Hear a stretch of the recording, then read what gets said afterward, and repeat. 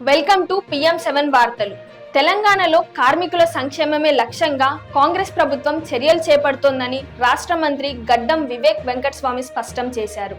సిద్దిపేటలోని Congress party కార్యాలయంలో భవన నిర్మాణ కార్మికులతో నిర్వహించిన ప్రత్యేక సమీక్షా సమావేశంలో పాల్గొన్న మంత్రి కార్మికులకు పలు కీలక హామీలు ఇచ్చారు. చిరకాలంగా ఎదురుచూస్తున్న పెన్షన్ సమస్యపై మంత్రి సానుకూలంగా స్పందించారు.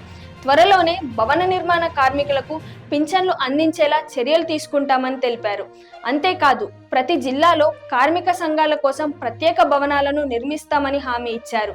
రాష్ట్రంలో లేబర్ బోర్డును పూర్తి స్థాయిలో పునరుద్ధరించి లేబర్ కార్డులు ఉన్న ప్రతి ఒక్కరికి సంక్షేమ పథకాలు అందేలా ప్రణాళికలు సిద్ధం చేస్తున్నామని వివరించారు.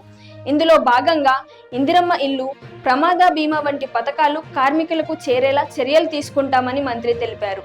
వ్యక్తిగత అనుబంధాన్ని గుర్తు చేస్తూ తన తండ్రి దివంగత నేత కాకా వెంకటస్వామి సింగరేణి కార్మికుల కోసం చేసిన పోరాటాలను మంత్రి గుర్తు చేశారు. అదే స్ఫూర్తితో తాను కూడా కార్మికుల పక్షాన నిలుస్తానని చెప్పారు. గిగ్ వర్కర్ల రక్షణ కోసం అసెంబ్లీలో ప్రత్యేక చట్టం తీసుకువచ్చామని, ప్రమాద బీమాను 10 లక్షలకు పెంచిన విషయాన్ని గుర్తు చేశారు. అలాగే హమాలీల సంక్షేమం కోసం కూడా త్వరలో ప్రత్యేక చట్టం తీసుకురావాలని ప్రభుత్వం ఆలోచిస్తున్నట్లు తెలిపారు. విపక్షాలపై విమర్శలు.